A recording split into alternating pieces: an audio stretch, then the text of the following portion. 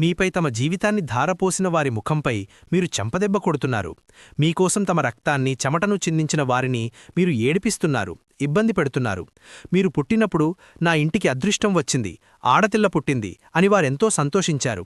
కాని 15 ఏళ్ల తర్వాత ఆ యువతి వేరొకరితో పారిపోయి దానికిలాంటి ప్రతిఫలం ఇస్తోంది. నా ఇంట్లో అబ్బాయి పుట్టాడు, నాకొక వారసుడు వచ్చాడు అని తండ్రి ఎంతో గర్వపడ్డాడు. ఒక తండ్రికి వారసుడు దొరికినప్పుడు అతనికి ప్రపంచం మొత్తం దొరికినట్లు అనిపిస్తుంది.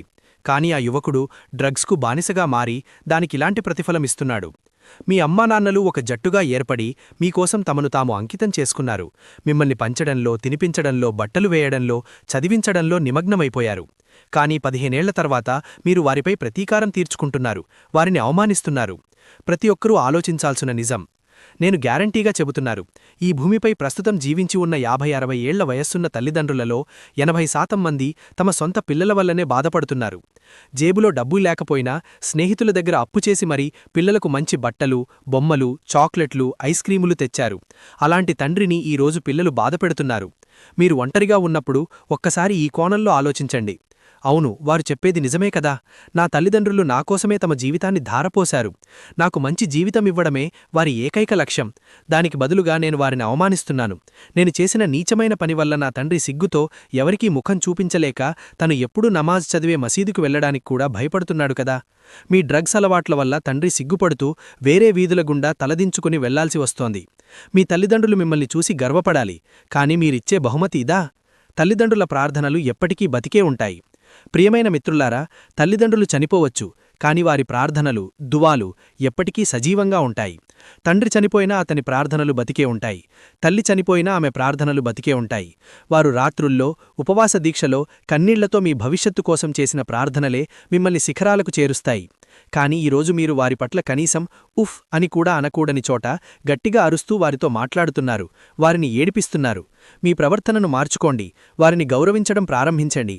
అప్పుడు చూడండి భగవంతుడు మిమ్మల్ని ఎలా ప్రకాశింపచేస్తాడో. మీ ఇంట్లోనే స్వర్గం, జన్నతుంది. అందరికీ విజయం సాధించాలనే కోరిక ఉంటుంది. ఆ విజయానికి ఫార్ములా మీ ఇంట్లోనే ఉంది. ఇహలోకంలోనైనా పరలోకంలోనైనా మీరు స్వర్గానికి వెళ్లాలనుకుంటే దానికి తండ్రి ఒక ద్వారం.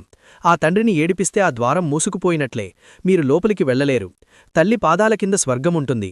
తల్లిని ఏడిపించి బాధపెట్టి స్వర్గం చేరుకుంటామని కలలు కనకండి. స్వర్గానికి వెళ్లాలని కలలు కంటున్న వారందరికీ నేను చెప్పేదొకటే, ఆ స్వర్గం మీ ఇంట్లోనే ఉంది. మీరు బయట రెస్టారెంట్లలో, రిసార్ట్లలో వెతుకుతున్నారు. లక్షలాది మంది హజ్ యాత్రకు వెళుతారు, కాని అందరి హజ్ అల్లాహ్ స్వీకరిస్తాడా? లేదు.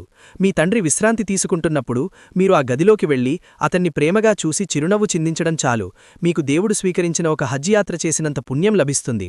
ఎందుకంటే అందరి దగ్గర డబ్బులుండదని, అనారోగ్యంతో ఉన్నవారు, అప్పుల్లో ఉన్నవారు హజ్జుకు వెళ్లలేరని దేవుడికి తెలుసు. ఏ వ్యక్తైతే తన తల్లిదండ్రులను చూసి చిరునవ్వుతో ఉంటాడో అతనికి హజ్జు చేసినంత పుణ్యం దక్కుతుంది. కాని యువత ఇవేవీ తెలియకుండా అజ్ఞానంలో జీవిస్తున్నారు. తల్లిదండ్రులను వేధిస్తూ హజ్ యాత్రకు వెళ్లి సంతోషపడేవారి ప్రార్థనలు దేవుడికి అవసరం లేదు. తల్లిదండ్రులను 365 రోజులు ఏడిపిస్తూ మీరు ఎన్నిసార్లు తీర్థయాత్రలకు వెళ్లినా, ఎన్ని ప్రార్థనలు చేసినా, దానధర్మాలు చేసినా ప్రయోజనం లేదు. ఇంట్లో చేయాల్సిన అసలైన పని మీ తల్లిదండ్రులకు సేవ చేయడం, వారిని గౌరవించడం. అది చెయ్యనప్పుడు మీరింకేం చేసినా శూన్యమే.